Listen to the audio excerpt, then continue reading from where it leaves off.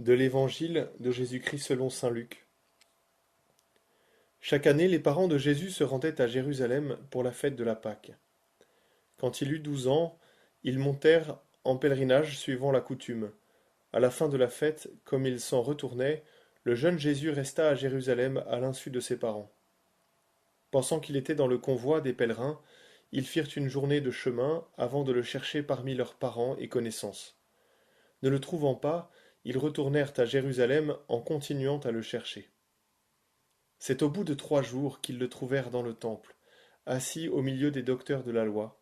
Il les écoutait et leur posait des questions, et tous ceux qui l'entendaient s'extasiaient sur son intelligence et sur ses réponses.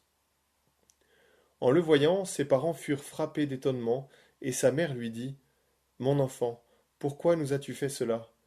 Vois comme ton père et moi nous avons souffert en te cherchant. Il leur dit, Comment se fait-il que vous m'ayez cherché?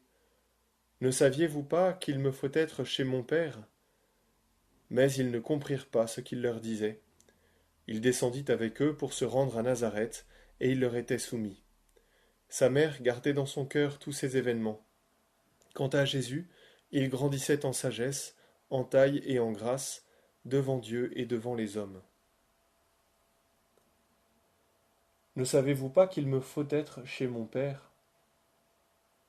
Jésus, tu exprimes ici clairement, à 12 ans, ta conscience et ton obéissance filiale.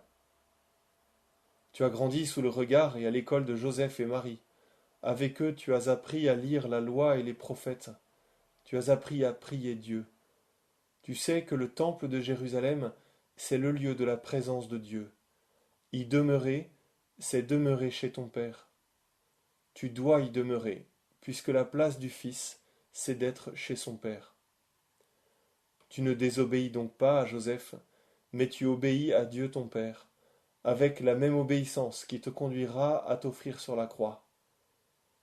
Mais ensuite tu restes soumis à Joseph, reconnaissant en lui l'image de ton Père du ciel. Quel étonnement douloureux pour Joseph et Marie à ce moment-là.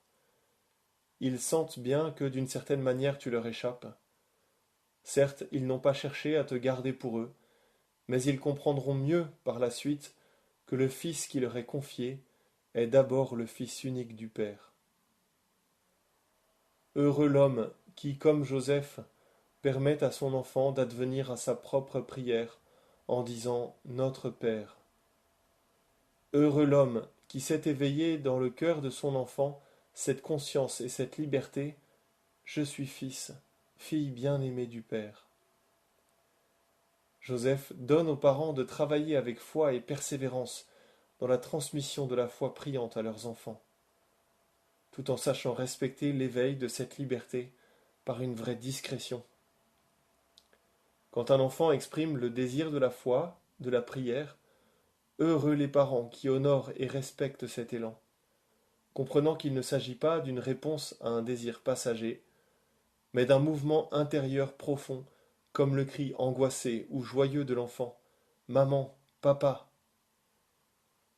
Joseph, aide-nous à reconnaître la paternité de Dieu pour nos enfants, à la servir chastement, non seulement dans nos enfants, mais en notre prochain. Que nous puissions être pour lui des éveilleurs de ce cri filial qui libère. Abba, Père.